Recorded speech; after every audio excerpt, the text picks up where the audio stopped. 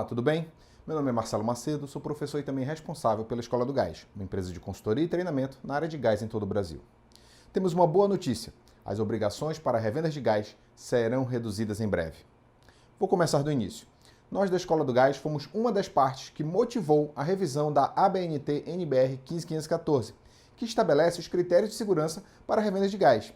Foram 20 reuniões da ABNT envolvendo Corpo Técnico Especializado, ANP, Corpos de Bombeiros de São Paulo, sindicato e associações de distribuidores e revendas de gás, engenheiros e outras partes envolvidas.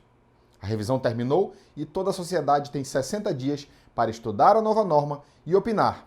Mas vamos explicar este processo melhor no final deste vídeo.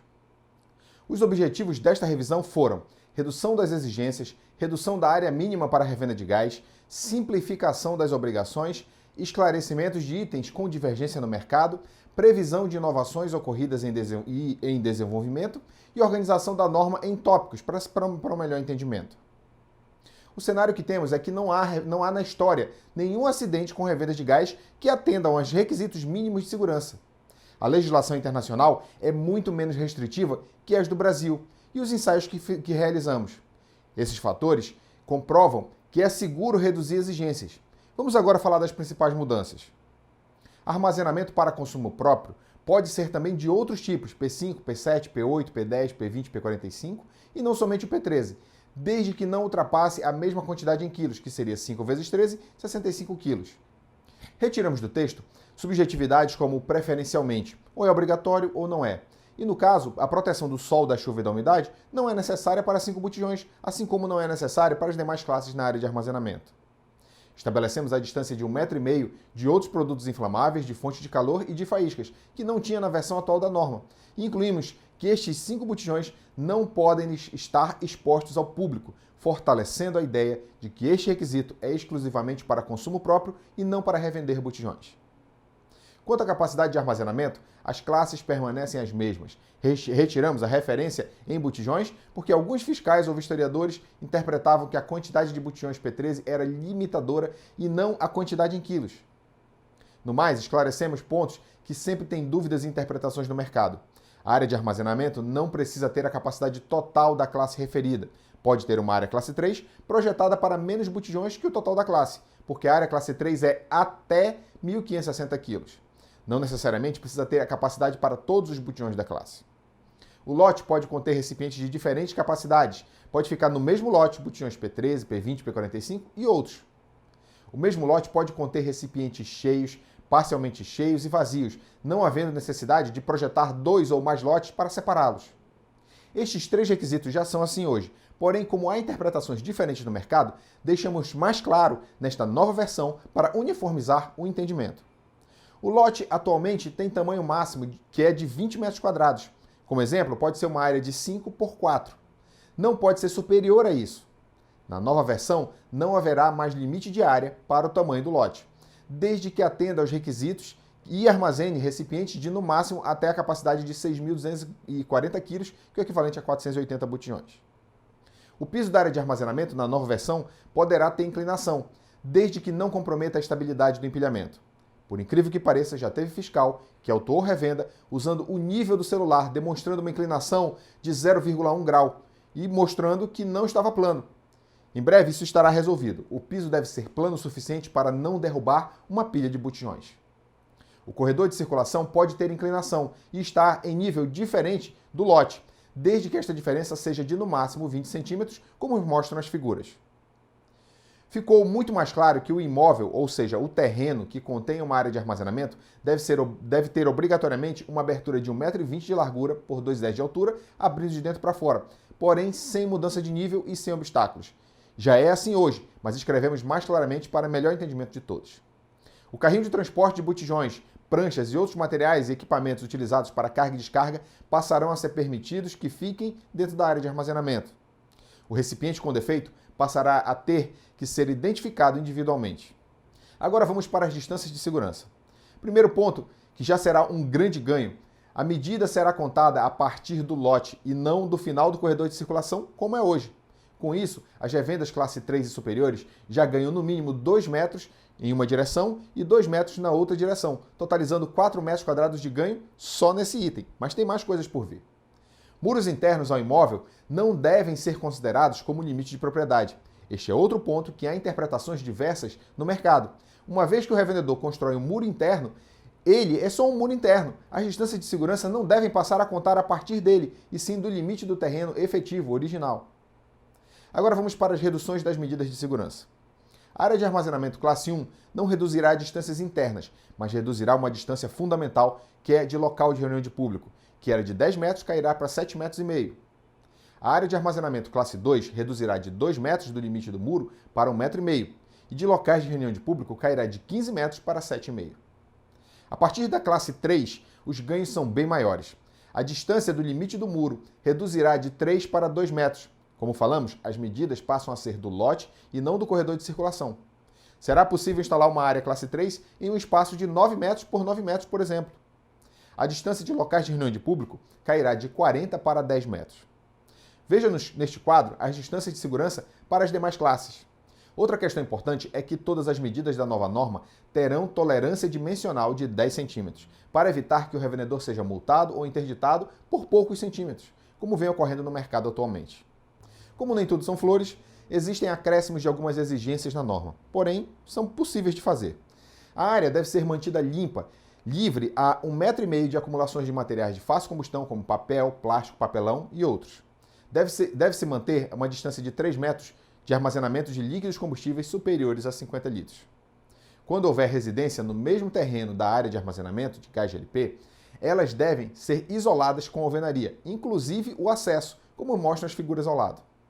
Agora vamos falar sobre as possibilidades de inovação.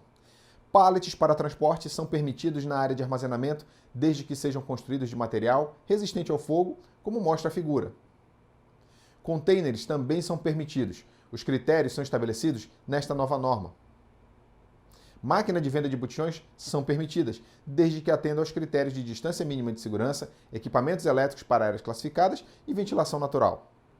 Balsa de armazenamento de GLP, que é uma realidade predominantemente na região norte, ficou claro que a balsa classe 3 ou superior pode ficar anexa a pontão flutuante, mesmo que este seja de comércio de combustíveis nas águas. A nova norma prevê ainda que a área de armazenamento possa ser fracionada, ou seja, uma parte dos botijões armazenada em um local e outra parte em outro. Neste caso, a distância entre as áreas deve ser de no mínimo 1 metro, e as distâncias de segurança devem ser da classe que se enquadra a quantidade de botijões que será fracionada. Veja este exemplo. Uma área classe 3 fracionando e separando 400 botijões da área principal e 80 botijões na área secundária. Veja que as distâncias de segurança da área secundária, neste caso, são da classe 2, porque tem 80 botijões, classe 2 vai até 120.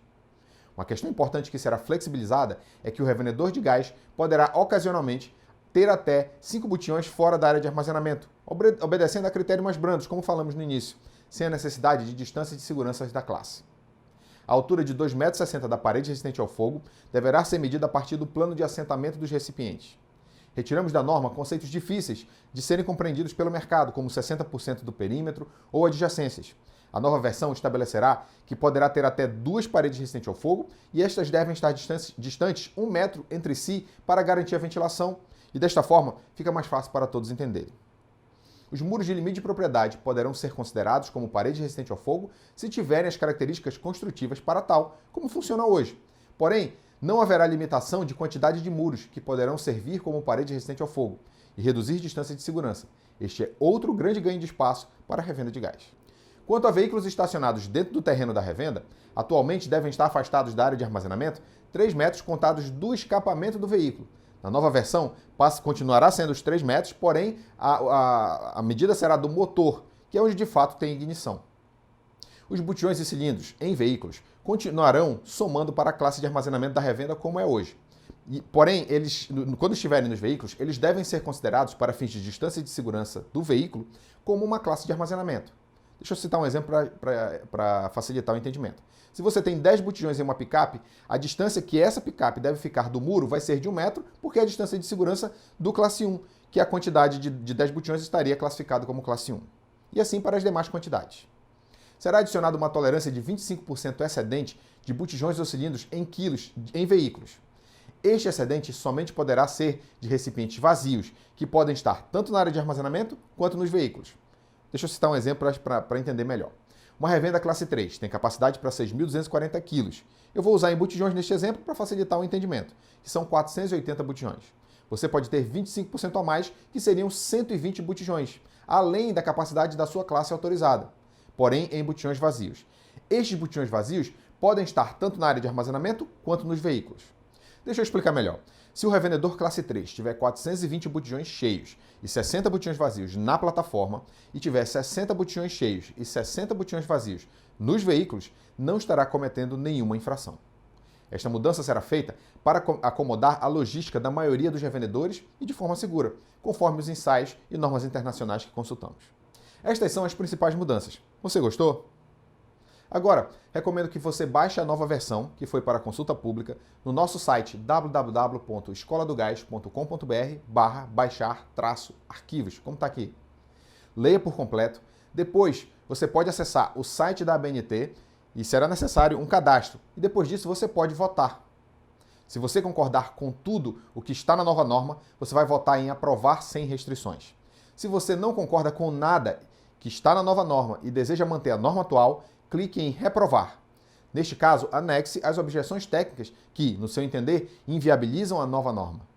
Se você tem alguma contribuição ou não concorda com algum requisito em específico, clique em aprovar com objeções de forma. Neste caso, também anexe argumentos técnicos que suportem a sua opinião, para que a comissão analise se é pertinente a mudança. Para acessar o site e opinar, acesse www.bit.ly/consulta-nacional-NBR 15514. Ok, professor, gostei das mudanças. Quando vamos poder aplicar nas nossas revendas? Vamos ao cronograma estimado. A norma da ABNT está em consulta nacional desde 3 de abril de 2020. Logo recente agora, né? Ficará em consulta nacional por 60 dias, terminando no dia 3 de junho de 2020.